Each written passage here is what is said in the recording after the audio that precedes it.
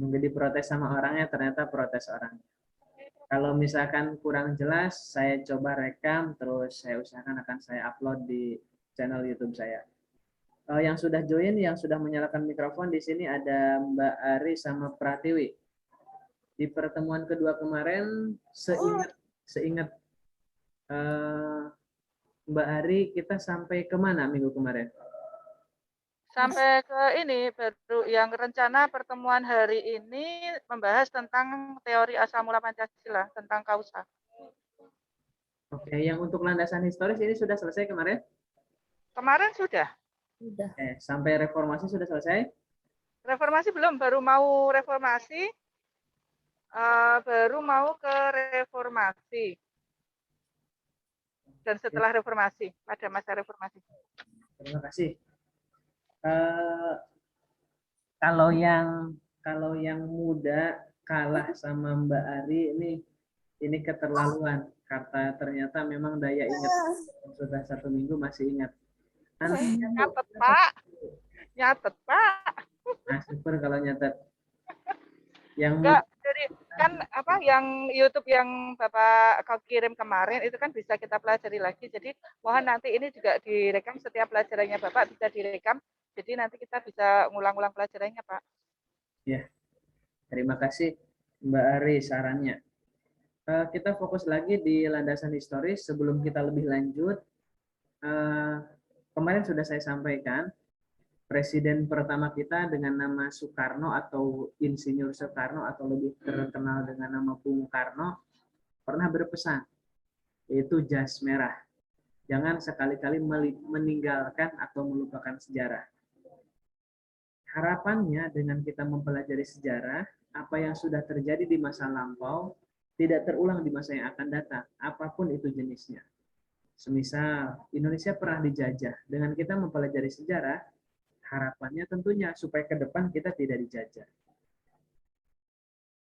Bahkan juga ada yang menyampaikan, tokoh lain bernama Cicero di sini menyampaikan, sejarah memberikan kearifan atau selanjutnya mengandung pengertian, sejarah merupakan guru kehidupan. Maka landasan historis ini merupakan landasan yang pertama ketika kita berbicara pendidikan Pancasila, ataupun kita sebut dengan istilah PPKN tadi. Dalam perjalanan sejarah di negara kita, seperti yang sudah saya sampaikan di sini, dari mulai kerajaan, terus penjajahan, kemerdekaan, reformasi. Kita akan flashback kembali sedikit, mudah-mudahan ini flashbacknya bisa menambahkan pengetahuan yang lebih. Ketika kita berbicara sejarah, ingin saya sampaikan, tidak ada bangsa yang dapat mencapai kebesaran, kecuali jika bangsa itu mempercayai sesuatu hal.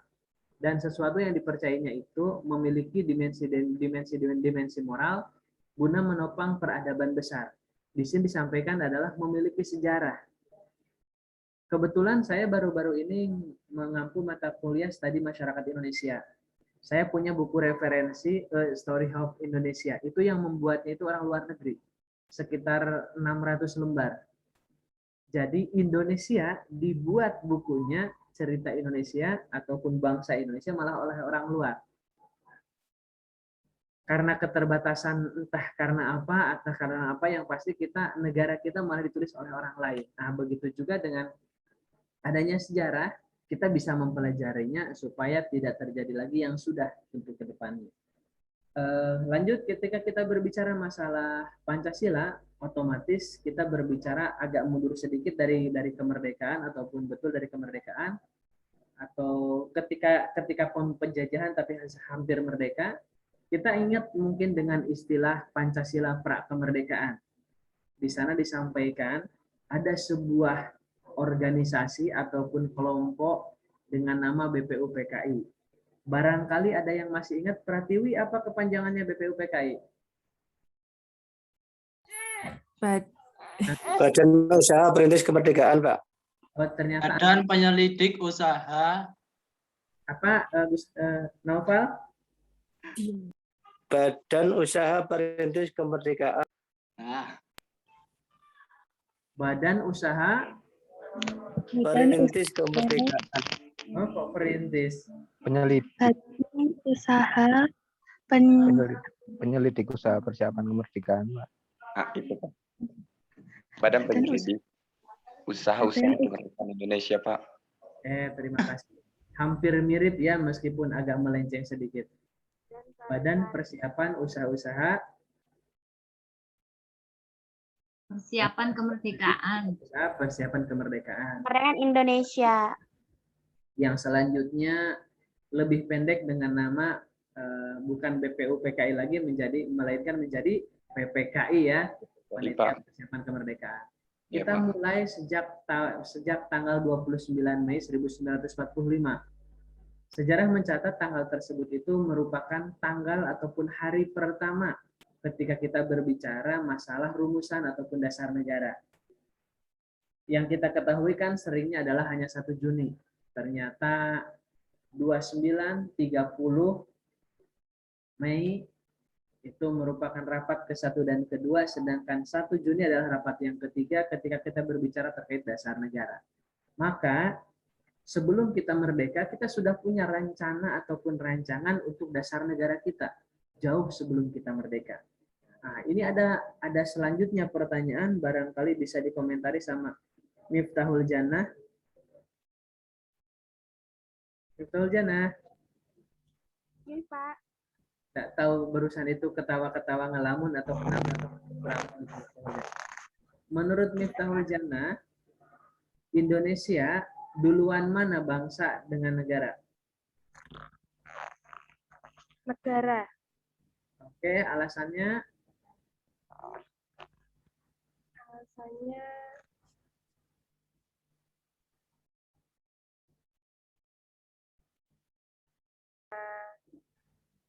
Indonesia baru. Atau buktinya apa menurut Miftahul Jannah? Kok duluan negara daripada bangsa? Biar teman-teman yang lain tahu alasannya. Mungkin Indonesia lebih dulu negara karena baru merdeka. Oke, lebih dahulu negara baru merdeka. Bukankah tidak mungkin ada negara kalau belum merdeka?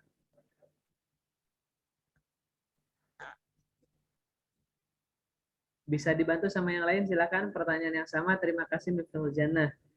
Menurut Mbak Siti Budiasih saja. Duluan mana bangsa atau negara, Bu? Mbak. Duluan negara. Oke, alasannya? Ya apa ya ini sebisa saya ya Pak. Kalau negara itu sudah ada apa ya? Kalau bangsa itu hasil dari negara itu yang mau apa? Yang membuat merumuskan negara itu bangsa tersebut, bangsa Indonesia tersebut. Tapi saya lupa loh Pak, wah blank banget deh. Kalau menurut Mbak Siti, bangsa itu apa? Bangsa itu apakah sejenis gorengan atau apa? oh enggak, bangsa itu suatu tatanan bernegara. Suatu tatanan hidup dalam bernegara. Benar nggak Pak? Ya saya lupa Pak. Dijawab, dibantu Mbak Siti sama yang belum lupa nih. Kalau ya, saya minta tolong itu yang muda-muda. Bangsa itu rakyat, Pak, orang-orang yang dipimpin, Pak. Ya. Yang komentar siapa ya? Pak Doni. Pak Doni dulu aja deh. Pak Doni dulu. Sesuai perjanjian di sini bukan Pak Doni tapi jadi Mas Doni ya. Oh iya. Nah, saya biasa manggil Pak soalnya. Mas Doni. Kalau menurut saya itu adalah ya, atau orang-orang yang berada di sebuah wilayah, Pak. Kalau sedangkan negara itu wilayah yang ada di dalam sebuah apa yang negara ya. Terima kasih Mas Doni karena perjanjian ini saya kalau offline belum tentu berani manggil Mas atau Mbak ini. Pasti bakal saya panggil Ibu atau Bapak ini. Terima kasih. Besok kalau offline Mas sama Mbak nggak apa-apa, Pak. Terima kasih Mas-mas dan Mbak-mbak, terus yang lainnya yang sudah join di Zoom. Yang dimaksud bangsa, bangsa itu adalah orang. Bangsa itu, saya ulangi, bangsa itu adalah orang. Kalau punya uang 100.000 silahkan dibuka, ada teks proklamasi. Proklamasi kami bangsa Indonesia dan seterusnya atas nama bangsa Indonesia Soekarno-Hatta. Berarti bangsa itu adalah manusia. Ya. Adalah orangnya. Kalau kita berbicara dahulu mana bangsa dengan negara, tentunya Indonesia itu lebih dulu bangsa. Bangsa. Apa buktinya? 17 tahun sebelum kita merdeka, itu sudah ada bangsa yang menyatakan kesepakatan bersama. Yaitu disebut dengan 17 tahun dari 1945 mundur berapa? Tahun berapa? 17 tahun. Oh, ini 1902. 28 ya? 28. 1928 seperti yang kita ketahui bersama, 28 Oktober itu terjadi Sumpah Pemuda. Itu kesepakatan bangsa, berbahasa satu, bertanggung satu, bertumpah darah satu ya. Semua itu udah kesepakatan bangsa. Jadi sekali lagi kita duluan bangsa daripada negara. Nah, memang bangsa itu adalah yang menempati negara. Ada atau tidak contoh negara yang duluan negara daripada bangsa? Barangkali ada. Seperti contoh, Mas, Mbak, dan mahasiswaku yang lainnya, ada yang tahu negara Israel?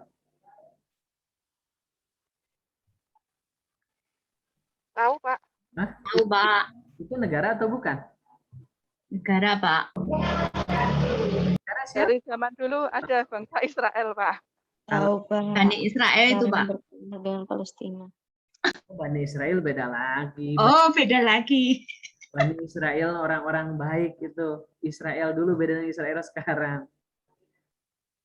Jadi kalau saya memberikan contoh, ada yang mengatakan bahwasanya Israel itu sudah negara.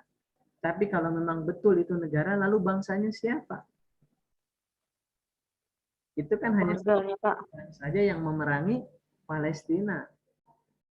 Kita tidak tahu asal muasalnya apa. Terus kembali lagi ke laptop kita.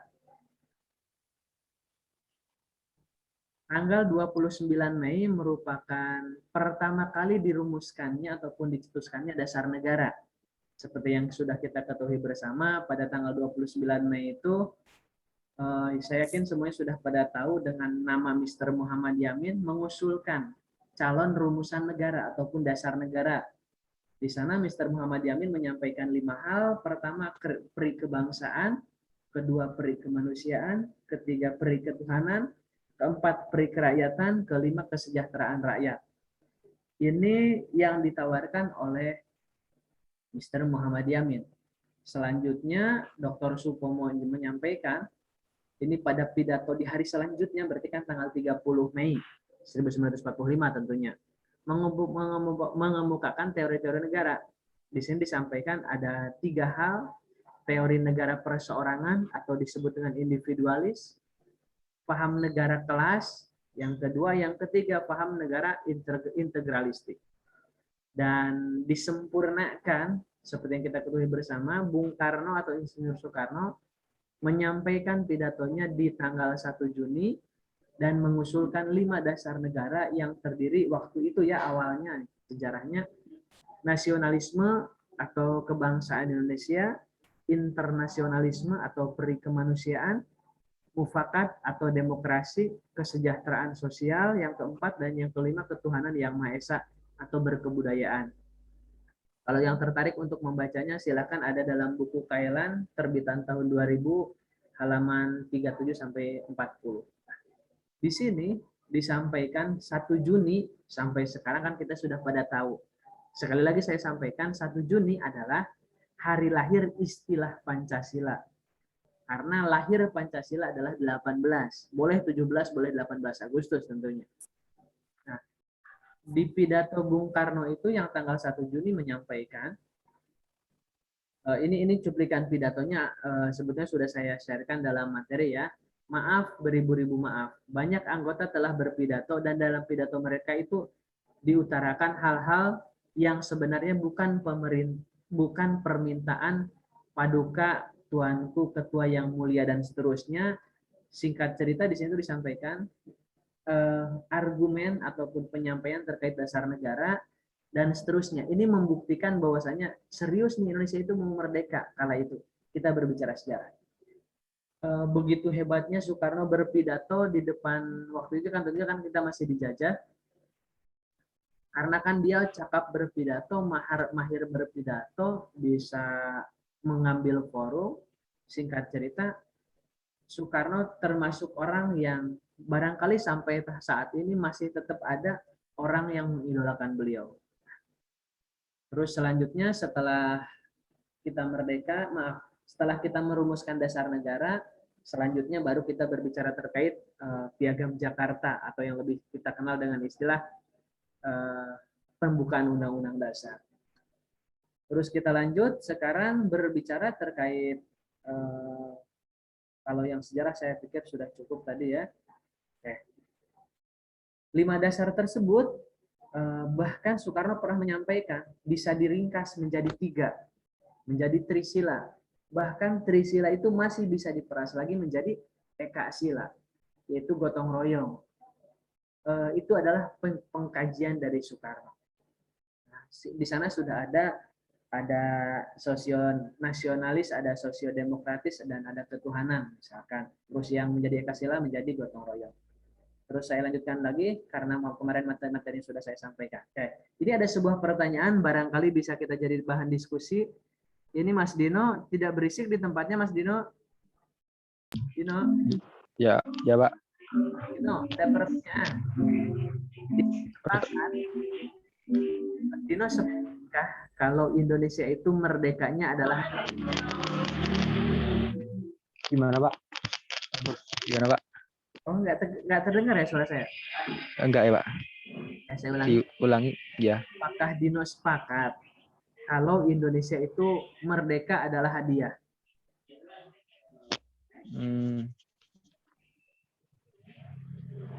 Ya. Hah? Sepakat. Alasannya apa, Dino? Gimana? Indonesia merdeka. Oh, maksudnya Indonesia merdeka karena dia itu. Saya ulangi, ada beberapa orang mengatakan bahwasanya Indonesia itu merdeka karena hadiah dari Jepang saja. Sepakat atau tidak, Dino? Oh, enggak, Pak. Kalau tidak sepakat tentunya kan ada alasan. Apa tidak? Ya. Alasannya karena Indonesia itu sudah berjuang. Jadi bukan hadiah dari Jepang. Terima kasih Dino komentarnya. Seperti yang kita ketahui bersama, pada tanggal 6 Agustus 1945, bom atom dijatuhkan di kota Hiroshima oleh Amerika Serikat. Nah, ini yang menjadikan mulai menurunnya spirit orang-orang Jepang untuk terus-menerus menjadikan Indonesia sebagai negara jajahannya. Dan tanggal 5 ternyata BPUPKI berganti nama menjadi PPKI kala itu. Ini kan tanggal 5 Agustus. Ini hampir kita mau merdeka. Terus bom atom yang kedua dijatuhkan lagi oleh sekutu itu di Nagasaki. Mungkin pernah dengar ya istilah bom Hiroshima dan Nagasaki. Nah, yang tadi saya sampaikan, ada beberapa orang tadi yang mengatakan Indonesia itu kalau tidak dibantu Amerika belum tentu loh merdeka dan lain sebagainya. Namun kan kita sepakat ya, yang namanya Indonesia merdeka bukan hadiah. Karena kalau kita hadiah, karena kalau Indonesia itu merdekanya adalah hadiah, tentunya kan tidak perlu ada korban tenaga, harta, atau bahkan nyawa. Kita nunggu hadiahnya saja. Tentunya kan kita sepakat itu bukan hadiah. Selanjutnya ada sebuah momen di mana mudah-mudahan masih ingat ada peristiwa Rangai Sedengklok. Ada yang ingat? Ingat, Pak. Silakan yang masih ingat tolong berkomentar. Itu jawab ya. Silakan. Itu cerita tentang seorang beberapa pemuda sehari sebelumnya itu dalam tanda petik menculik Insinyur Soekarno untuk memproklamasikan kemerdekaannya. Itu aja, Pak. Ya, intinya. Terima kasih. Terima kasih karena perjanjian. Terima kasih Mas Agus Prakoso. Ya, karena perjanjian. Harus dipanggil Mas. Terima kasih komentarnya. Betul, di tanggal 16 itu terjadi kalau bahasa kita lebih mudah dengan istilah terjadi penculikan. Ataupun di sini terjadi perselisihan pendapat, perbedaan pendapat antara kaum muda dengan kaum tua. Kalau yang muda inginnya itu segera diproklamasikan, ingin segera merdeka. Senangnya itu gerusak-gerusuk kalau yang muda itu. Sedangkan kalau kaum yang tua, yang sudah matang, mereka menentukan segala hal. Dan bahkan, benar ataupun tidak, ada sebuah kisah yang mengatakan, ternyata 17 Agustus itu bukan asal-asalan pemilihan tanggalnya. Pernah kita sampaikan di pertemuan pertama, 17 itu merupakan jumlah rakaat sholat. Kalau kita hitung sholat yang wajib ya, meskipun agak ya saya yakin anak-anak di FI itu tidak mungkin ada bolong sholat ya. Kalau misalkan ada yang mengatakan 15 berarti subuhnya tertinggal itu. Terus selain itu ada juga dari ulama-ulama besar, misalkan kalau di tokoh NU ada nama Kiai Haji Hasyim Asy'ari misalkan. Beliau termasuk orang yang menyepakati tanggal 17. Kan katanya dijadikan tanggal 17 itu tidak asal-asalan, melainkan sempat sholat istikharah dan lain sebagainya. Terus pembuatan teks proklamasi seperti yang sering kita dengar, proklamasi kami bangsa Indonesia menyatakan dengan ini kemerdekaan Indonesia, hal-hal yang mengenai pemindahan kekuasaan dan lain-lain dilaksanakan dengan seksama dan dalam tempo sesingkat-singkatnya. Di sini ada yang mengatakan bahwasanya teks proklamasi tersebut itu dibuat jam 2 pagi sampai jam 4 pagi. Jadi kurang lebih sekitar 2 jam. Kalau kita resapi, ini sebuah teks, ini sebuah tulisan yang mana dijadikan sebagai dasar kita merdeka. Ini kan betapa kalau hanya sebatas kertas ya, kita membuat teks proklamasi terus merdeka kan semua orang bisa.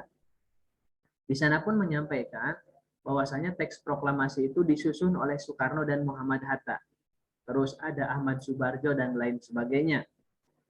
Tentunya ketika kita berbicara teks proklamasi, ini kan bukan masalah teksnya.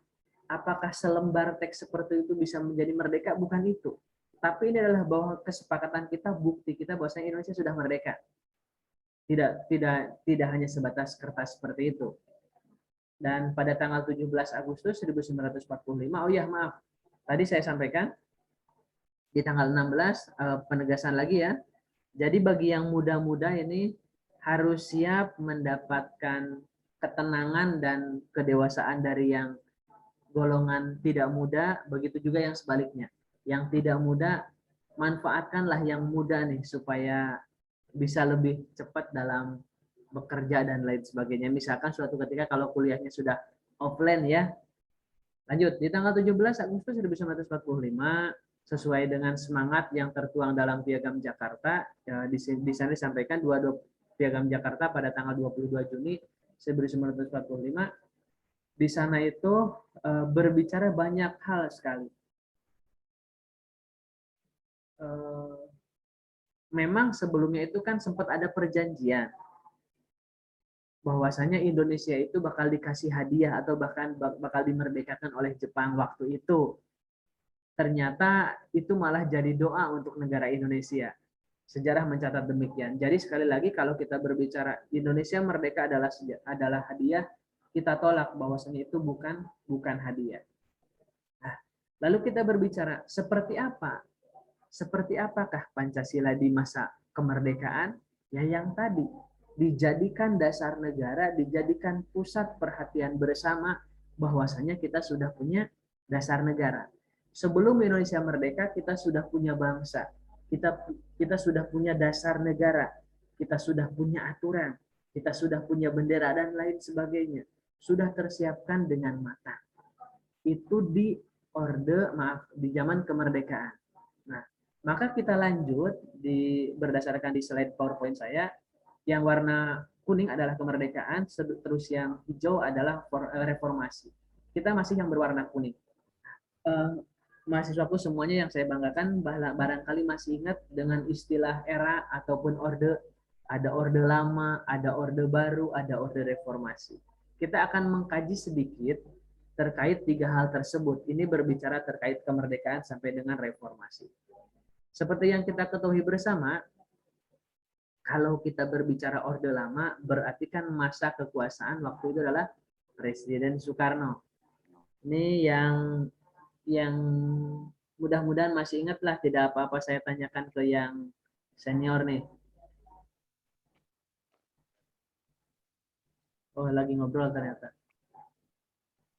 Yang muda, Mbak Ari aja. Mbak Ari, Soekarno jadi presiden berapa tahun? Waduh. Berapa ya?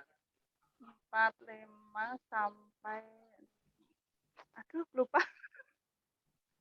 Bisa dibantu? 32 tahun, Pak. 32 tahun. Oh, 32 tahun Soeharto, Bu. Soeharto. Soeharto. Dari siapa? Soekarno dari 45 sampai 66.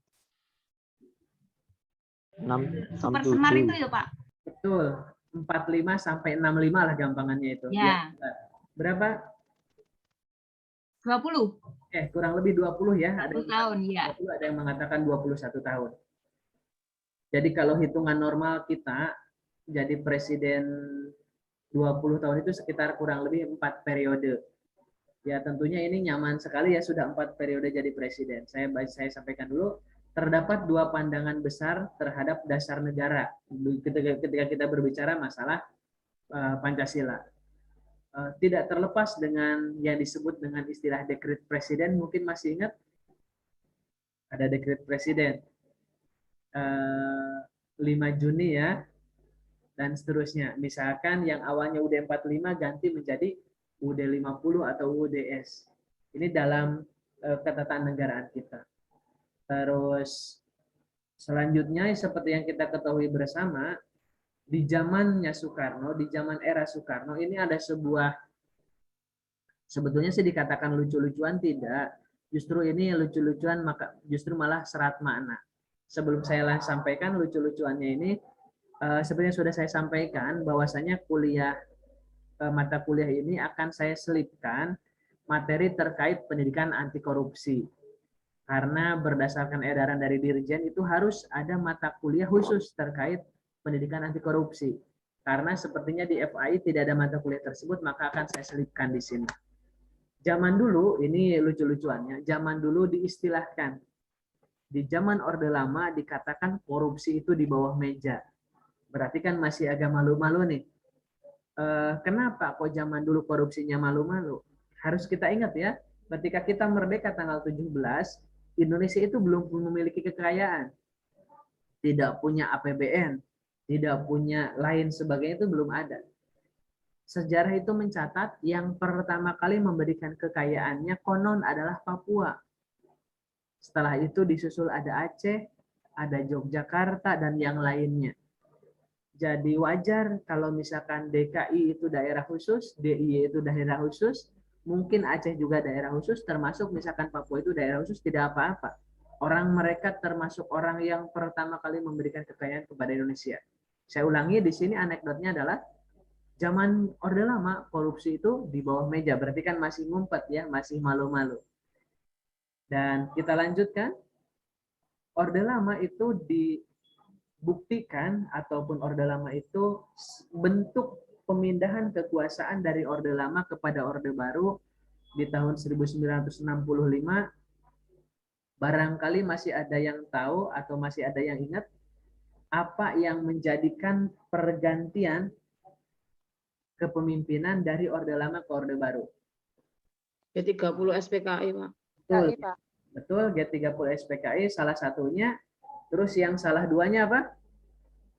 Adanya surat pernyataan pengalihan kekuasaan. Surat pernyataan Super Semar. Apa Mbak Siti? Bukan. Betul, Super Semar. Mbak Siti itu ngobrol tapi mikrofonnya nggak dinyalakan. Betul, Super. Iya, Pak, Super Semar. Lupa. Ya. Surat pernyataan 11 Maret. Surat perintah 11 Maret kok. Betul, perintah 11 Maret. Seperti yang kita ketahui bersama, dalam Super Semar tersebut masih jadi misteri sampai sekarang. Konon, aslinya itu adalah 2 lembar, tapi yang beredar hanya 1 lembar. Lagi-lagi, ini adalah keunikan bangsa kita. Apakah betul hanya sebatas surat perintah, terus memindahkan kekuasaan? Kan kita tidak tahu. Sejarah mencatat, Soeharto jadi presiden berapa tahun? Tadi sudah disampaikan ya, 32 tahun. Jadi kalau 32 tahun itu sekitar 7 periode. Barangkali kalau Mbak Siti jadi presiden 7 periode, saya tidak tahu bakal apa yang akan dilakukan. Yang pasti kita barangkali sudah punya zona nyaman. Banyak pengalaman, Pak. 32 tahun itu sudah pengalamannya banyak sekali. Yang pasti kita kalau sudah dalam keadaan memiliki jabatan, sudah berperiode-periode, tentunya itu bakal beda dengan spirit yang awal.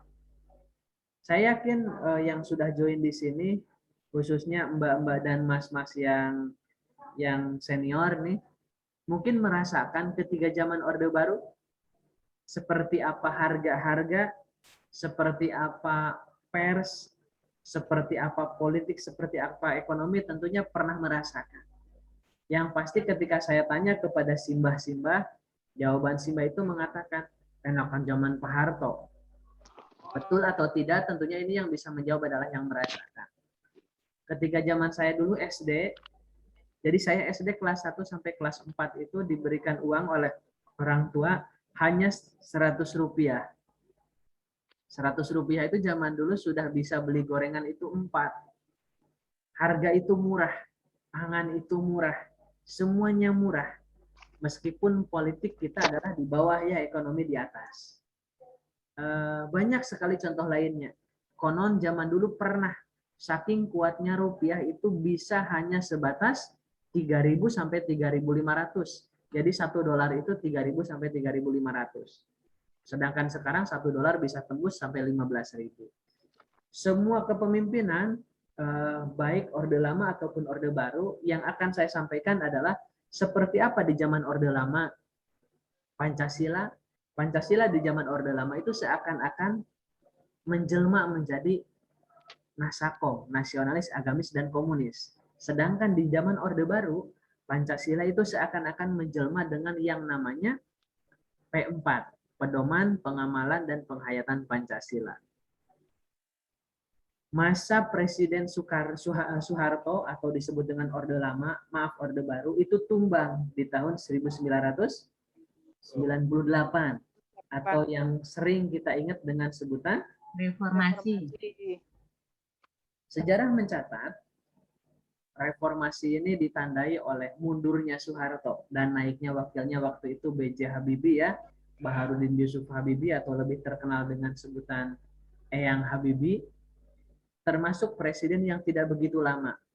Dan termasuk B.J. Habibie pun yang waktu itu melepaskan Timor Timur dari Indonesia, yang sekarang sudah berganti nama menjadi Timor Leste. Yang memang masih fokus, mudah-mudahan Mbak Siti masih fokus karena yang lain sepertinya tidak fokus. Mbak Siti, menurut Mbak Siti, Indonesia dijajah berapa tahun? Jajah Belanda 350.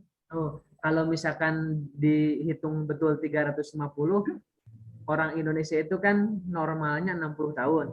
Ya. 6 kali 8 kali berapa ya? Kali 7. 6 kali 7 42, 6 kali 6 36. Oke. Misalkan 6 keturunan, apakah mungkin? Apakah betul 350 tahun? Itu kan pertanyaan kita. Barangkali orang Indonesia itu sudah tidak ada lagi orang Indonesia, orang 350 tahun, barangkali semuanya udah jadi orang Belanda. Ya. Ini yang harus kita kaji. Saya tidak mengatakan menyalahkan 350 tahun, tapi rasionalkah atau tidak selama 350 tahun? Dulu infonya gitu, Pak. 350. Sering kita dengar seperti itu, kita ngikut aja biasanya ya. Iya. Oke, lanjut Mbak Siti. Indonesia kan pernah dijajah oleh Belanda, oleh Jepang. Pertanyaannya adalah, apakah Indonesia pernah menjajah?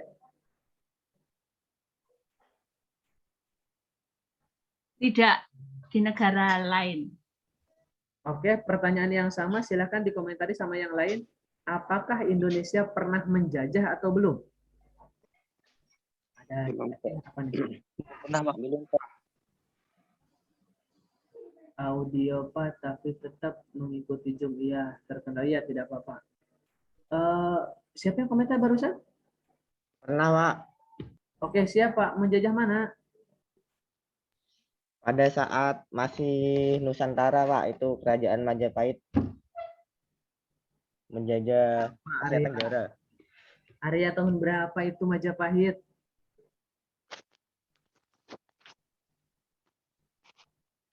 Nyalakan dulu mikrofonnya, Arya. Baik, Pak. Ya, tahun berapa? Saya kan kita ini sudah berbicara orde reformasi loh, Arya. Malah mundur, Arya. Saya ulangi pertanyaannya. Apakah pernah menjajah? Apakah Indonesia pernah menjajah? Berarti kan kita sudah berbicara Indonesia loh. Kita kan berbicara di orde reformasi. Betul, Arya sepakat Indonesia pernah menjajah. Tapi kapan Arya kira-kira Indonesia pernah menjajah? Belum tahu, Pak. Oh, belum tahu. Silakan yang lain bisa berkomentar.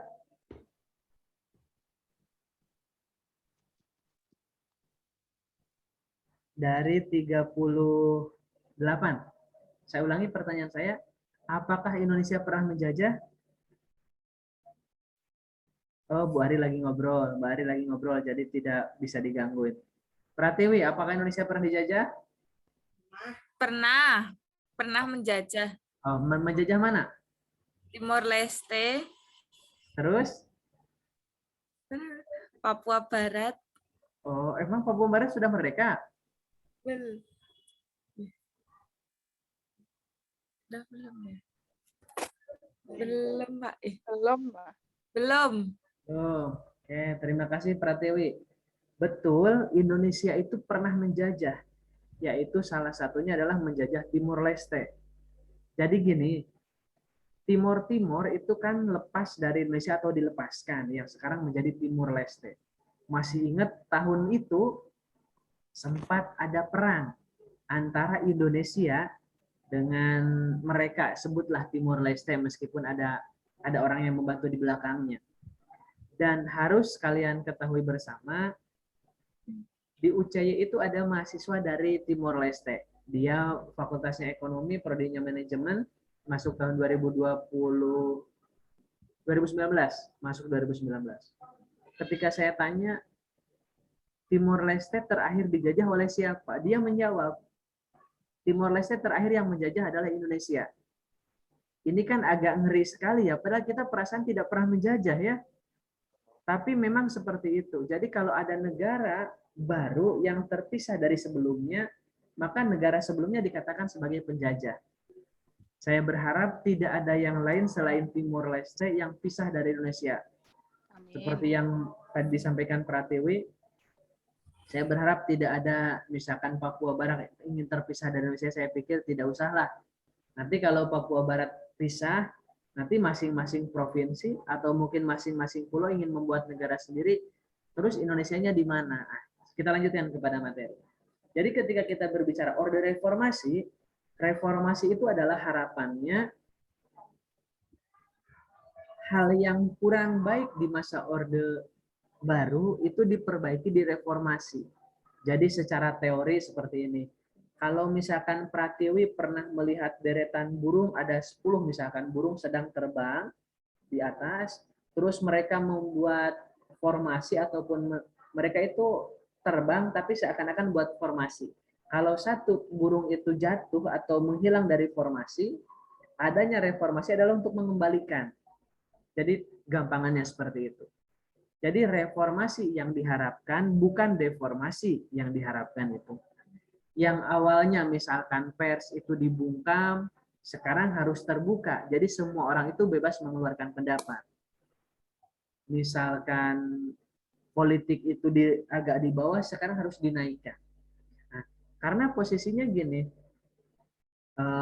barangkali kalau yang senang ilmu pemerintahan atau ilmu negara, ada sebuah teori menyampaikan, jadi ekonomi dan politik itu adalah dua-duanya tidak pernah akur. Konon, Kalau politik di atas, maka ekonomi pasti di bawah. Sebaliknya, kalau politik di bawah, pasti ekonomi di atas. Seperti yang dirasakan di era Orde Baru, itu politik di bawah, maka ekonomi di atas. Kita ketahui bersama, sandang, pangan itu relatif, ya semua orang Indonesia itu seakan-akan kaya lah, gampang. Namun politik itu dibungkam, tidak boleh mengeluarkan kritik. Seperti di Jawa Barat sana, misalkan ada seorang musisi dengan nama Doel Sumbang, itu masuk penjara lama. Atau musisi ternama nasional dengan nama Iwan Fals misalkan. Itu sama. Jadi pers kala itu dibungkam di Orde Baru. Sedangkan Orde sekarang, sebutlah reformasi atau bahkan Orde pasca reformasi misalkan, sekarang pers udah bebas. Semuanya itu bahkan saking bebasnya itu semua orang bebas bablas. Tanpa filter, tanpa saringan. Seperti contoh seperti ini aja. Misalkan Pratiwi nggak begitu suka ataupun sama tingkah lakunya Arya. Pratiwi langsung membuat pengumuman. Innalillahi Tri Arya Febrianto meninggal. Itu langsung broadcast. Semua orang tahu. Bahkan misalkan Pratiwi langsung buat di kotak di koran online, cari foto Arya disampaikan Arya meninggal. Saking bebasnya. Sekarang semua orang di mana yang tidak bebas? Dikit-dikit tidak suka tweet, dikit-dikit tidak suka IG dan seterusnya. Kebebasan inilah yang menjadikan sekarang bablas. Nah, kita buktikan sekarang negara kita yang di atas itu politik atau ekonomi. Kalau politik di atas, otomatis harus ekonominya di bawah. Tidak mungkin terjadi seimbang. Maka teorinya adalah disebut dengan istilah teori jungkat-jungkit. Jungkat-jungkit itu ya kalau satu di bawah tentunya satu di atas dan sebaliknya. Ya kalau rata ketika mereka mau bubar, mau selesai permainan jungkat-jungkitnya.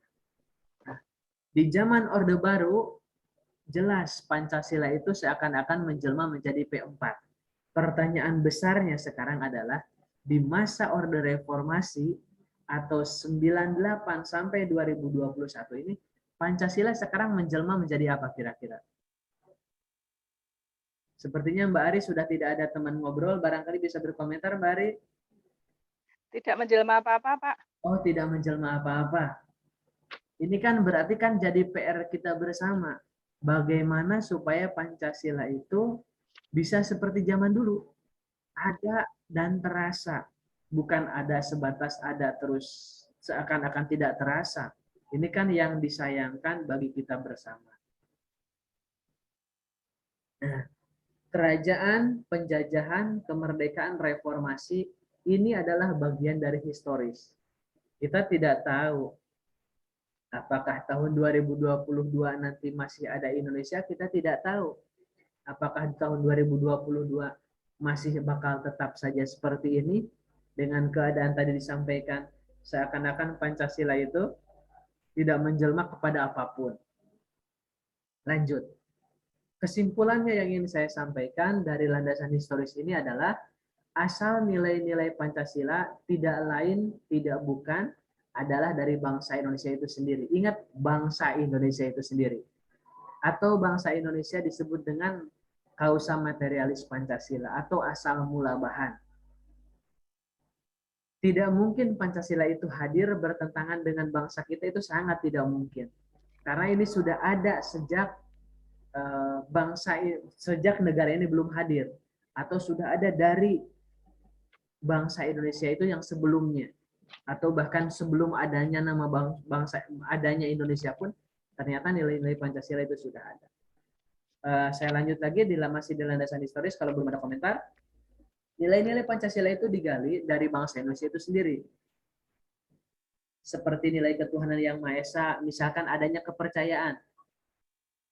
Yang kita ketahui bersama, zaman dulu kan mungkin ada disebut dengan animisme, dinamisme, percaya terhadap pohon besar, percaya terhadap batu, percaya terhadap bulan, matahari, ataupun malam-malam tertentu. Percaya kepada Tuhan telah berkembang dan sikap toleransi sudah lahir. Dan adanya nilai kemanusiaan yang adil dan beradab dan sila-sila lainnya. Tentunya 5 sila ini tidak mungkin bertentangan dengan negara kita. Tinggal kita yang bakal mengemasnya harus seperti apa. Nilai-nilai Pancasila pun menjadi dasar negara Indonesia. Dijadikan dasar negara oleh para tokoh bangsa saat akan melahirkan negara Republik Indonesia ini. Jadi pengkajian Pancasila ini jauh sebelum kita merdeka. Apakah masih ada orang yang menggali Pancasila di zaman sekarang? Tentunya ada. Kalau tahu seorang, saya katakan tokoh mungkin tidak berlebihan, kalau ada yang tahu namanya Habib Rizik, beliau termasuk orang yang masih menggali Pancasila. Jadi kalau ada obrolan aneh terkait beliau itu termasuk orang yang mengkaji Pancasila loh. Nah, bagaimana lalu dengan obrolan ada disebut misalkan dengan salah satu kelompok orang, misalkan mengatakan Bapak Pancasila, Pemuda Pancasila, Ibu Pancasila, dan lain sebagainya. Ini bagus, langkah bagus.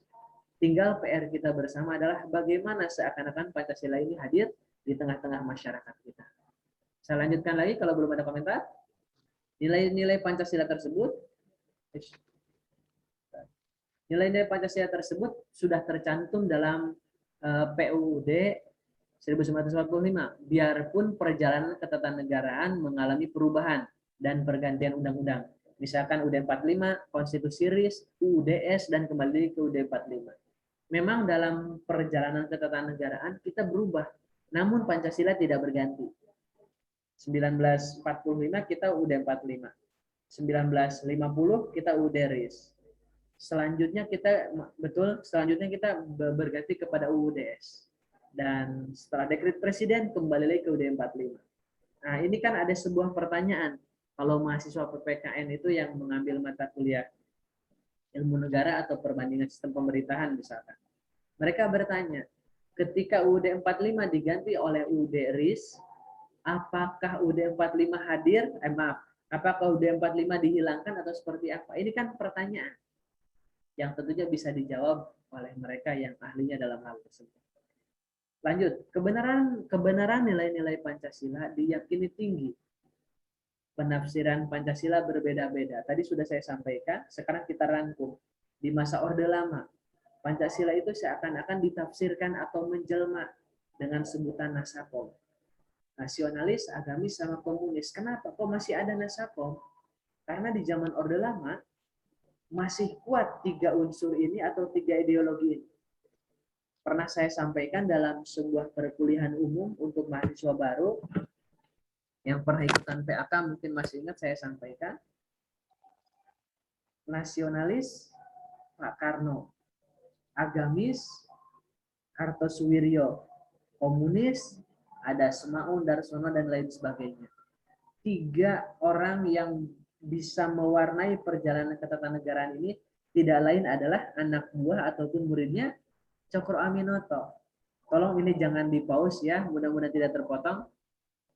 Misalkan ada pertanyaan, apakah Cokro Aminoto itu gurunya nasionalis? Betul, karena melahirkan murid Soekarno. Apakah Cokro Aminoto itu komunis? Betul, karena menghadirkan anak buah ataupun muridnya yang komunis.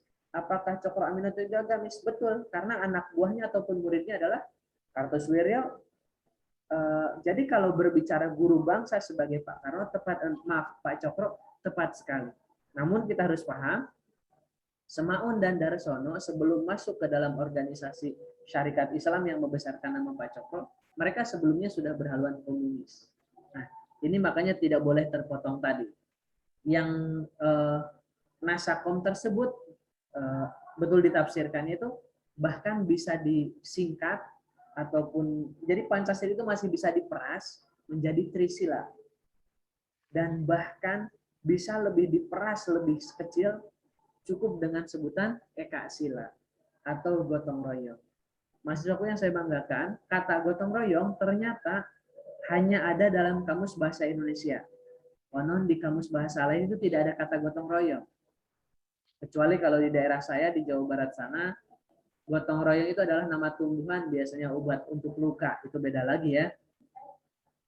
Lanjut. Di zaman Orde Baru, di zamannya Soeharto, Pancasila harus dihayati dan diamalkan dengan berpedoman pada butir-butir yang ditetapkan oleh MPR dengan TAP MPR nomor 2 MPR 1978 tentang P4. Di zaman Orde Baru itu seakan-akan Pancasila itu ada dalam P4. Mbak Siti masih ingat mungkin dalam pelajaran P4 apa saja, atau Mbak Ari atau tadi Pak Doni dan yang lain, Mas Doni dan yang lainnya, barangkali masih ingat P4? Wah, sudah lupa, Pak. Sudah lupa. Kalau nggak salah tentang ini ya Pak, butir-butir Pancasila ya. Betul, butir-butir Pancasila. Terus kita dimintakan tahu nama presiden, menteri-menteri dan lain sebagainya. Dulu apa Pak? Betul. Karena nggak pernah ganti-ganti. Betul, karena zaman dulu jarang sekali ada reshuffle ya. Ya. Sampai sekarang yang saya masih ingat itu, masih nempel di pikiran saya itu, dalam P4 itu adalah ada nama menteri dengan nama Harmoko. Mungkin masih ingat ya? Ya. Oke, Harmoko dijadikan sebuah anekdot sekarang, yaitu hari-hari omong kosong katanya. Dan yang mana kalau tidak salah waktu itu Harmoko adalah Menteri Penerangan. Ketika zaman presidennya Gus Dur dihilangkan. Wong udah terang kok, kenapa harus ada Menteri Penerangan? Ini anekdot bermutu juga sih dari Presiden Abdurrahman Wahid. Lanjut. Lalu bagaimana dengan masa reformasi? Saya bacakan. MPR melalui TAP MPR nomor 18 MPR 1998 tentang penegasan Pancasila sebagai dasar negara yang mengandung makna ideologi nasional sebagai cita-cita dan tujuan negara. Sudah ada TAP-nya, cuman penerapannya yang kita inginkan sekarang ini. Jadi jangan sampai mahasiswa UCY, jadi jangan sampai orang Indonesia ketika ditanya dasar negara justru malah dijadikan konyol-konyolan ataupun bahkan tidak tahu sama sekali. Seperti, oh iya, sebelum saya lanjut, Mbak Ari, kita sudah nonton videonya seorang selebritis kan?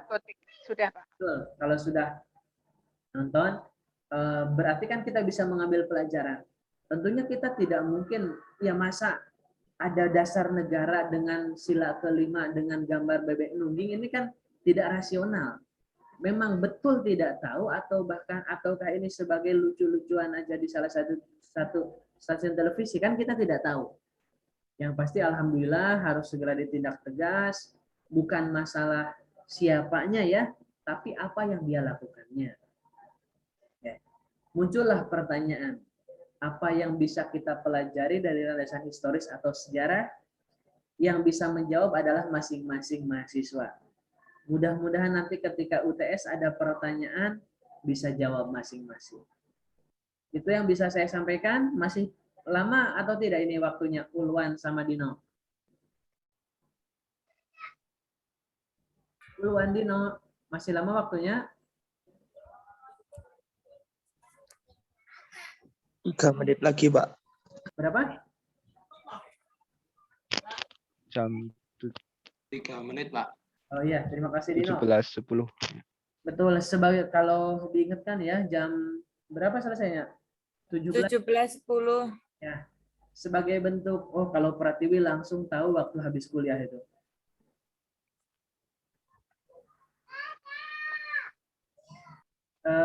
Ada sebuah pertanyaan, mudah-mudahan bisa dijawab. Sebentar, pertanyaannya saya sharekan. Oh betul, sebentar. Ini pertanyaannya akan saya sharekan. Sebentar. Mudah-mudahan bisa dijawab atau harus kita diskusikan di pertemuan yang akan datang. Sebentar pertanyaannya. Sebentar.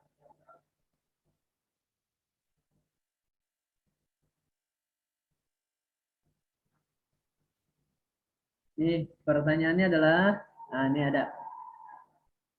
Mudah-mudahan sudah tidak bisa terbaca ya. Sudah terbaca, Mbak Ari? Sudah Pak. Oke. Kita berbicara historis nih, karena kan setiap kali perkuliahan biar ada evaluasi, maka saya buatkan evaluasi seperti ini. Pertanyaannya simpel, kapan disahkannya Pancasila? Oleh siapa? Bagaimana proses terbentuknya? Saya berharap minggu yang akan datang dijawab, boleh di mikrofon, boleh di chat, boleh ditulis tangan, atau diketik juga silahkan. Dan tentunya karena ini bagian dari tugas, silahkan bisa di-upload di e-learning. Bagi yang belum paham cara penggunaan e-learning, saya berharap ada kesempatan kita untuk berdiskusi. Mungkin seperti Mbak Ari ini masih agak kesulitan. Atau yang muda dulu nih. Dino, sudah bisa menggunakan e-learning kalau ada tugas? Sudah, Pak. Oke. Pratiwi? Sudah bisa, Pak. Pratiwi itu panggilannya Tiwi kan? Iya, Pak. Oke, bukan Pra kan? Ya, Tiwi. Kalau sudah bisa, ini yang lebih muda biar menyampaikan kepada yang muda. Kan ada Mbak Ari dan yang lain. Mudah-mudahan masih ingat ya, pertanyaannya simple. Kapan disahkannya Pancasila? Silahkan berikan jawaban dan juga analisa, silahkan. Jadi tidak serta-merta. Kapan disahkannya Pancasila? Kemarin, tidak seperti itu ya. Berikan analisa. Oleh siapa? Misalkan oleh Tiwi, enggak seperti itu, diberikan penjelasan. Prosesnya seperti apa? Dijawab secukupnya ya. Tidak harus sampai satu buku, misalkan 500 lembar, tidak harus. Dijawab secukupnya. Itu yang bisa saya sampaikan di sore hari ini. Deal, sudah tidak ada komentar? Mbak Ari, Mbak Siti, dan yang lainnya? Itu di chat ada pertanyaan, Pak. Maaf. Silakan, Mbak Siti. Enggak, di chat itu ada pertanyaan dari Mbak Wahyu ya. Di chat. Kalau di masa reformasi Sudah selesai Pak waktunya. Ada kenapa? Pancasila ada. Kenapa bangsa Indonesia merasa tidak bisa memiliki? Seperti air, harus beli sendiri dan lain sebagainya. Ini ada yang protes siapa? Arya yang protes, sudah habis waktunya. Sudah selesai Pak. Sudah selesai, Pak. Ini udah 17:11, Pak. Inilah perbedaannya yang muda sama yang biasa. Muda itu ingin selesainya itu seperti ini. Ya Pak, jawab minggu depan saja Pak. Jawab. Ada yang ketinggal? Ya, Pak. Oh ya. Intinya Ya, ini ada pertanyaan. Oh, maaf ya. Ya Pak. Biar saya saja yang ngobrol sendirian. Pertanyaannya Mbak Wahyu tadi adalah, betul, Indonesia itu punya Pancasila, kita harus tetap bangga dengan Pancasila kita. Tapi tapi kenapa kok seakan-akan kita tidak bisa memiliki? Memang caranya ini loh, caranya yang dilakukan yang memang harus dibedakan dengan yang sebelumnya. Kalau orde saat ini ataupun pemimpin saat ini, pemerintah saat ini melakukan seakan-akan menggali lagi P4, itu seakan-akan seperti menggali kembali eksistensi P4, membukakan kembali eranya di Orde Baru. Jadi itulah kejadiannya sekarang. Sebentar saya nyalakan mikrofon biar yang lain tidak hanya diam. Jadi untuk Mbak Wahyu, jawaban saya adalah simpel. Kita harus membuat ataupun pemerintah kita menjadikan sebuah aturan yang mana bukan sebatas kewajiban sebuah mata kuliah. Kalau berbicara di perguruan tinggi, tentunya sudah ada aturan terkait harus memuat pendidikan Pancasila dan lain sebagainya. Namun untuk pengaplikasiannya ini adalah PR kita bersama. Barangkali dalam kehidupan kita sehari-hari diselipkan Pancasila dan tidak hanya serta-merta kuliah terus selesai dan seterusnya. Itu ya Mbak Wahyu yang bisa saya komentari. Ini Mbak. Terima kasih, Pak. Ini Tiwi, Dino dan yang lainnya sudah protes, sudah melebihi waktunya katanya. Ya, Pak, saya kabulkan permintaannya Tiwi dan yang lainnya, karena kalau membuat orang lain senang itu kan ibadah. Saya memberikan biar senang, biar sekaligus ibadah. Siapa yang ngomong? Betul, Pak. Oh, malah Noval juga sama. Itu yang bisa saya sampaikan di sore hari ini. Kita akhiri perkuliahan di sore hari ini dengan bacaan lafaz hamdalah bersama-sama. Alhamdulillah. Amin. Kasih Pak. Manfaat untuk presensi kuliah. Silahkan ngetik NIM terlebih dahulu ya. NIM sama nama lengkap masing-masing. Setelah itu bisa log out. Supaya tidak berisik, saya matikan mikrofonnya. Assalamualaikum warahmatullahi wabarakatuh.